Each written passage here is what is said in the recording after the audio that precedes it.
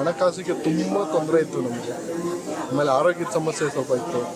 ಎಲ್ಲ ಒಂದೊಂದೇ ಎಲ್ಲ ಬಗೆಹರಿತು. ನಾವು ಅಂದ್ಕೊಂಡು ಬಂದಿದ್ದು ರಾಯರ್ನ ನಂಬ್ಕೊಂಡು, ಬಟ್ ಯಾವತ್ತೂ ರಾಯರ್ ನಮ್ಮನ್ನ ಕೈ ಬಿಡಿ ಮಾಡೋದಕ್ಕೆ ಆಗ್ತಾಯಿಲ್ಲ. ತುಂಬ ಸ್ಟ್ರಕ್ ಆಗಿಬಿಟ್ಟಿದ್ದೀನಿ ನಾನು ಅನ್ನೋಕ್ಕೆ ಸ್ಟಾರ್ಟ್ ಆಗಿಬಿಟ್ಟಿತ್ತು.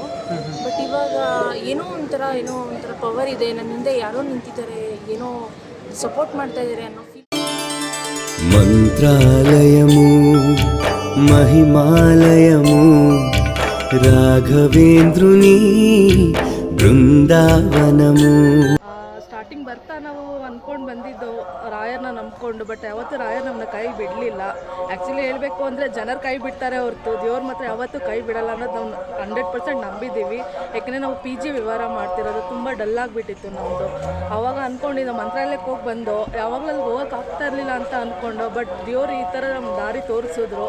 ಆವಾಗಿಂದ ನಾವು 12 ವಾರದಿಂದ ನಾವೇನು ಅಂದ್ಕೊಂಡಿದ್ರು ಅದರಲ್ಲಿ ನಮಗೆ 90% ಸಕ್ಸಸ್ ಆಗಿದೆ. ನಾನು ಹೇಳಬೇಕಂದ್ರೆ ಜನನ ಯಾರು ನಂಬೇಡಿ, ದೇವ್ರನ್ನ ಬಂದು ನಂಬಿ. ರಾಯರ್ ಇದ್ದಾರೆ, ಎಲ್ಲರಿಗೂ ರಾಯರ್ ಒಳ್ಳೇದು ಮಾಡ್ತಾರೆ. ನಮಗೆ ತುಂಬ ಕಮಿಟ್ಮೆಂಟ್ಸ್ ತುಂಬ ಇತ್ತು ಸರ್. ಅದರಲ್ಲಿ ರಾಯರ್ ನಮಗೆ ಹೇಗೆ ಎಲ್ಲ ಇದನ್ನು ಮಾಡ್ಕೊ ಬರ್ತಿದ್ದಾರೆ ಗೊತ್ತಿಲ್ಲ. ನಾವಿವತ್ತು ಕುತ್ಕೊಂಡು ಕೊರಗಿದ್ರೆ ಸಂಜೆ ವರ್ಷದಲ್ಲಿ ರಾಯರ್ ನಮ್ಗೆ ಯಾವ್ದಾದ್ರು ಒಂದು ರೂಪದಲ್ಲಿ ನಮಗೆ ದಾರಿ ತೋರಿಸಿದ್ದಾರೆ. ನೆನ್ನೆ ತಾನೇ ನಮ್ದೇನೋ ಒಂದು ಮನೆಗೆ ಖಾಲಿ ಮಾಡ್ಬೇಕು ಅನ್ನೋದು ಬಂತು, ಬಟ್ ಅದೇನೋ ಗೊತ್ತಿಲ್ಲ. ಈವ್ನಿಂಗ್ ಒಂದ್ಸಲಿ ಓನರೇ ಬಂದು ಹೇಳಿದ್ರು ಬೇಡ ನೀವು ಮಾಡೋದು ಅಂತ. ಅವಾಗ ರಾಯರ್ ನೆನ್ಸ್ಕೊಂಡಿದ್ಕೆ ಅವಾಗಲೂ ಅನಿಸ್ತು 100% ನಿಜ ರಾಯರ್ ಇದ್ದಾರೆ ಅಷ್ಟೇನೆ. ಇವಾಗ ನಾವು ಸುಳ್ಳು ಹೇಳೋದಂತಲ್ಲ, 100% ಇಲ್ಲಿ ಬಂದು ನೀವು ಯಾರೇ ಏನೇ ಅಂದ್ಕೊಂಡ್ರು 100% ನೆರವೇರುತ್ತೆ.